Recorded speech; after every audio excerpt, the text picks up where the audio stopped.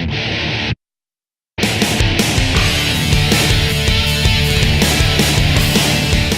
everybody, welcome to Monsoon Live right here on YouTube. I'm your host, as always, Jeffrey Monsoon Lysick. And my guest at this time, one of those unique guys you meet on Facebook, and then when you see him in person, he fits the bill. This is the owner and head coach at Hand Studio. He's going to be fighting June 2nd at the Art of War. I believe it's going to be in Philly. Yeah. This is Jake. How do you say your last name? Skelly. Skelly. It's Kelly with an S. Welcome, Jake. Nice to meet you. Nice to meet you. Thank you for joining us. So, tell us about you and your career, man. Do we have time? I've been around for a while. I started out in 2006. I graduated from high school, and I wanted to wrestle, but I was nowhere near good enough for college. Like I was like a maybe 2-7 varsity JV wrestler through high school, so I was just, that's not happening. And I talked to the coach. He's like, "Cool, you can hang out, but you'll never see a match." I'm like, "That sucks." Okay, so I started doing MMA, and I started training with Al Buck at Evo Fight Club in Vineland, New Jersey, and it was a space that was about 3 times the size of this, with bags everywhere, run by a bunch of guys who really didn't know what they were doing. No offense, guys, but this was like 2006. We were literally just beating each other up in a garage. And then from there, I made a switch to KPOS, which was in Washington Township, which was a pretty solid gym at the time, very solid gym at the time. They had a very competent jiu-jitsu program when I arrived, run by the owner, who was a blue belt, solid Muay Thai program. Then they got a really great black belt from Brazil, Daniel Tavares, who still operates in South Jersey. And I trained my butt off there. I got my blue belt under Daniel, and then I fought my first MMA fight at Datus, which was a smoker, broke my hand, and lost by triangle choke, and switched over to Datus, only because my goal was for MMA. And then 5 years later, I'm one of the coaches at Datus in Philly. And I turned into GM of Datus in Philly. And then I kind of take a step away from MMA, move across the country, everything falls apart, and then I'm left questioning, what do I do next, right? And I wasn't sure if I was ever going to fight again. I wasn't sure if I wanted to fight again or put myself through that, but I did know that MMA was a big part of my life. So I opened the gym. Gym starts to take off. Fighters from all over the place are coming to train with me, and I'm like, cool. And then I'm like, I want to spar. And secretly, I've been working my butt off, get better, because I lost my last fight by knockout. That sucked. You don't want to lose by something that you think you're good at. So the entire background, I'm training my butt off, and I'm really coming up with a new system, which I think is unique, and I think it's working. So I'm teaching these kids, and they're lumping people up, but I'm lumping them up. And then these kids are winning titles, but I'm beating them up. And I'm like, oh, they're going to go pro. But they're not beating me. Why am I not fighting? So now here I am. I'm like, okay, cool. Let's try it again. Let's hopefully not get knocked out. Let's put together a solid amateur run, 3 fights, 4 fights, and go pro. And see how high the glass ceiling is and get to the national level. That's the goal. And if I fail, oh well. Lots of people failed. But few people have the balls to try. Go for it. Yeah. Now, is it hard for you? I mean, I'm assuming you have you're a trainer with you training. Yeah. Is it hard for you, since you're a trainer and you're training, say, Kahim and all these other guys? It's hard for you to take orders from another trainer because you're like, wait a minute, I know how to do this. No, I'm able to separate the ego from the need to get better. I'm going to train my fighters a certain way because I know that there's a system that works for them. That is not my system. I have a very unique style, and you'll see that when you spar with me. I don't spar like most people, but I know that most people can't do what I can do because they're not as flexible, they're not as long, they don't have the reaction time, or they don't have the experience. So their system is very moldable. Mm-hmm. It's a specific system we've developed. It works. My system is completely chaotic. You know, it's me in fighting form, and I love that. I'm not going to change it, but I'm working on it with my coaches to up the efficiency of it. Now, do you try to cater to different fighters, like different quirks that you see in them that is different? Say, if you have like an inexperienced guy to say somebody who's a pro, do you try to, what works maybe for the pro guy, you're like, maybe it won't work for the inexperienced guy? Yes and no. You have to have the fluidity or the understanding that there's a spectrum here. So Kahim is not a D1 wrestler. So I can't put a heavy boxing takedown game plan together for Kahim, but I can put a bully pressure system together for Kahim. So the bully system is universal. And then it's the subsection. It's the individual talents that we get to highlight. So you're gonna fight one certain way, but you're gonna be able to have your unique talents highlighted based upon the initial baseline, you know? So you're gonna fight this way, but then you're gonna use your talent and make it your art, however you see fit. But you still have to follow the curriculum. Now, when you talk about bully system, what is that for our folks at home when they're... Okay, so... Okay, the simplest form, I should say. Right, yeah, because I'll spend 20 minutes talking about this, but essentially I believe that the best way to win fights is to get in your face, overwhelm you with movement, with angles, with level changes, with different styles of attacks, so that if I can have you on your heels for 10 minutes, for 15 minutes, for 25 minutes, the chances of me winning go through the roof. And it's just that I want to be in your face. I don't want you to be able to breathe. I want you to be reacting off of my movements rather than the opposite. Now, is it hard for you to be in the corner of your fighters when they're not listening? Oh God. And you just want to be like, ah! Oh God, it's the most frustrating thing on the face of the earth. And I'm not gonna call this coach out, but it's something that I initially didn't understand when a coach kind of gives up mid-fight. I was someone that I was training under. It was one of the first times that I cornered someone, and I'm with a big name coach, and kind of looking up wow, this is cool. And the amateur fighter we're cornering doesn't listen at all. And halfway through the second round, the coach pulls out a cell phone. He's just scrolling through Facebook. And I'm just like, what are you doing? He's losing. Tell him what to do. And then the first or second time, I'm screaming, and someone is ignoring me. I'm like, okay, I get it now. There's no reason that I'm here. At this point, you're going to do what you're going to do. Why am I wasting my time? Mm-hmm. So yeah, it's super frustrating. But I mean, you got to coach your fighters on how to listen. Not everyone's coachable, but you can teach them for cues and whatnot, you know? And definitely in between rounds is your biggest chance to make an adjustment. Okay. What advice do you have for folks who either want to be a trainer or they want to go into the fighting world? What's the best advice you can get to those folks? Go all in or get out. I don't have, okay, if you want to do this to learn something fun and to lose weight and to change your life, that's cool, and I respect that. I love that. It's a big part of my business model, and be upfront about that. But if you want to fight, then give me everything or get out of my face. Kahim will tell you, Matt will tell you, all of my fighters will tell you, I will give you absolutely everything. I'll be there in your corner. I'll be at your house picking you up if I have to drive. With my kid Dean, I'll drive an hour and a half to pick him up. And if you're there, you're there. But if you're not there, get out. You're wasting my time. So my advice to you is, if you're serious, be serious. Don't waste our time. And if you want to be a trainer, you should really think about this, because I've been open for 6 months and I haven't made an income yet. And I'm cool with that, because in 10 years, I'll have a name national.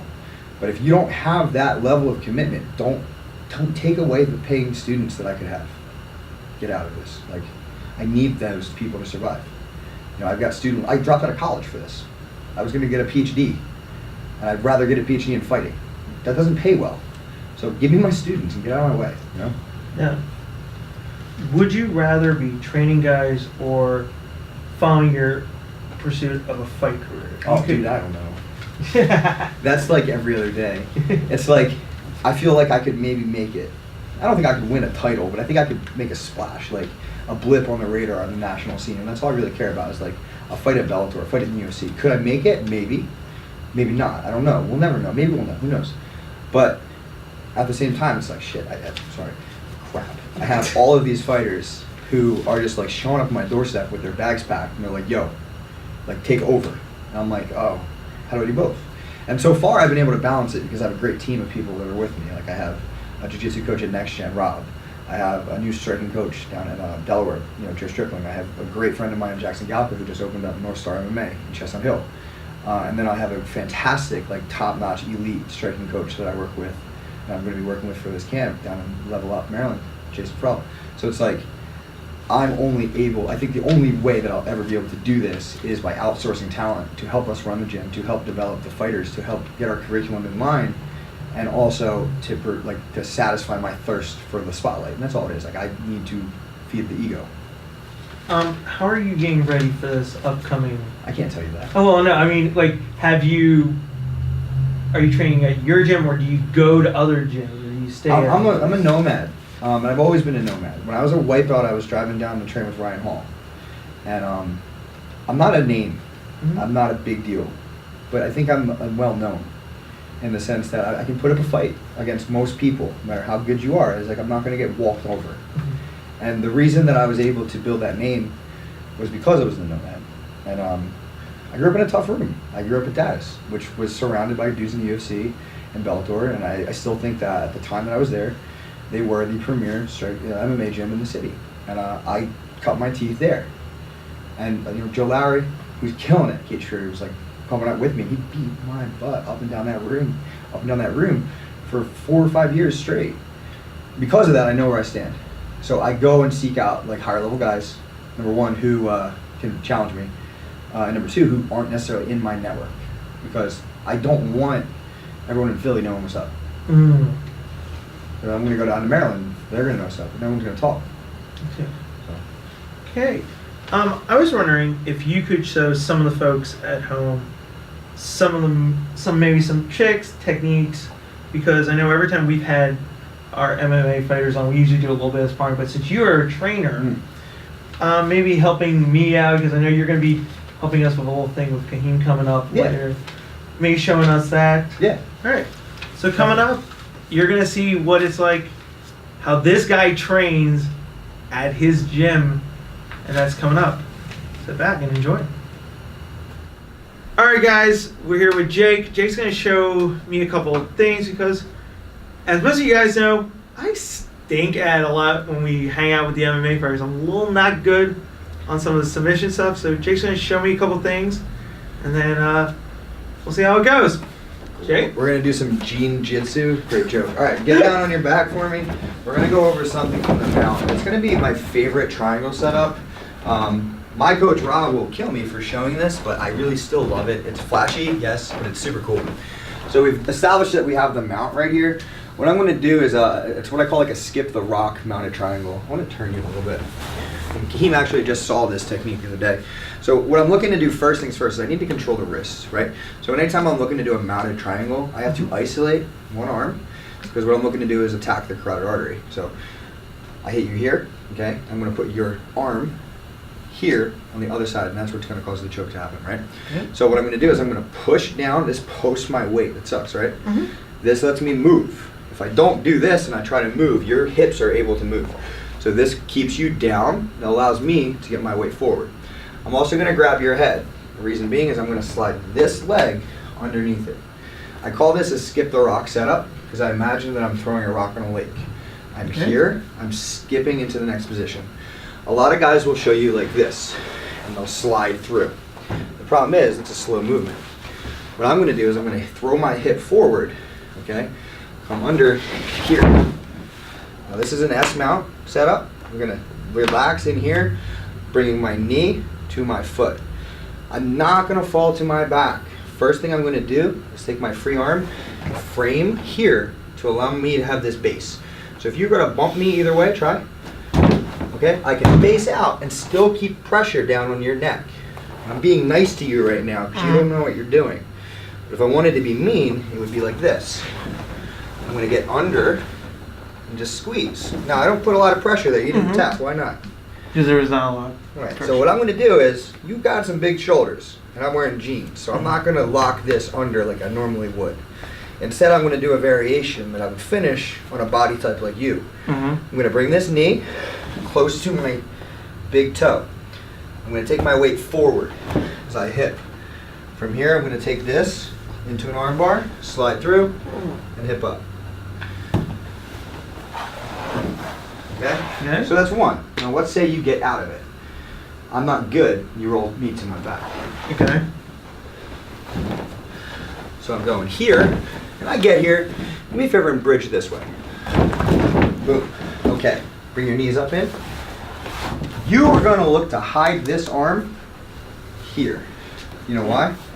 Because you could get it in. Well, this is taking away the pressure that would be on the carotid artery. I need your arm across your body, right? Think about it though. Even though I want this, I still have one side. So I'm going to go to a reverse triangle. Boom. Boom. I'm biting down. I need to get pressure on this carotid artery. Taking my hand, making a blade, digging into your carotid, taking this hand, pulling it in. Tap when you feel it. Kind of mean, right? Mm-hmm. Good. So now, I can finish you with a triangle. Let's say that you do have big broad shoulders or a big head like you've got. Mm-hmm. I can't lock the arms, or I can't lock the legs. I'm going to take that far side arm, right? Kind of lean my body across and break that way. You do bump me and roll me, and you're smart enough to hide that arm. It's going to go right to that reverse, knuckles into the neck, and pull the head down this way. Everyone makes the mistake of pulling this way at first. No good. Cool. You want to try it? Yeah, I do. So first thing you have mount. Yep. So you're going to push this hand, whatever hand, doesn't matter, that one. You're going to pull on my head. You're going to want to step this leg over my shoulder. Go ahead. Bring it through all the way, all the way. Yep. Right now you're sitting on my chest. Mm-hmm. Come up a little bit, clear that. Good, get this leg flat on the mat. Okay, not bad. Take this hand, grab here. Okay, so you're pretty experienced. Yeah. We're gonna skip the finish that we had originally. Okay. We're gonna go to the second one because it's easy. Okay. So I'm gonna roll you.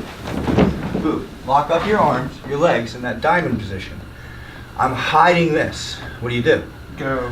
Well, first things you need to do is the reverse triangle. So switch your legs. So. Get this leg across my shoulder. Good. Then lock it up on the other side.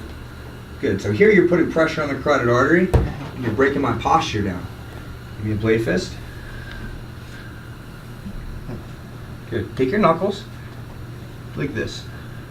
Okay. Right there. Grab the top of my head. Now you're going down. You need to go that way. Okay. Good work. Okay. All right. So with like hours and hours and hours of private instruction, you might get good at this. Okay. I'm available if you want to hire me. Good work. Thanks, man. Anything you want to say to the folks out there about hands up, or you want to say? Hey man, I'm going to tell you this. Sundays are free. 10 to 12. I'll teach you this stuff. But after Sunday, you have to pay. All right. That's our show for this week. Hope you guys have a great week. And as always, later days. Whatever that meant.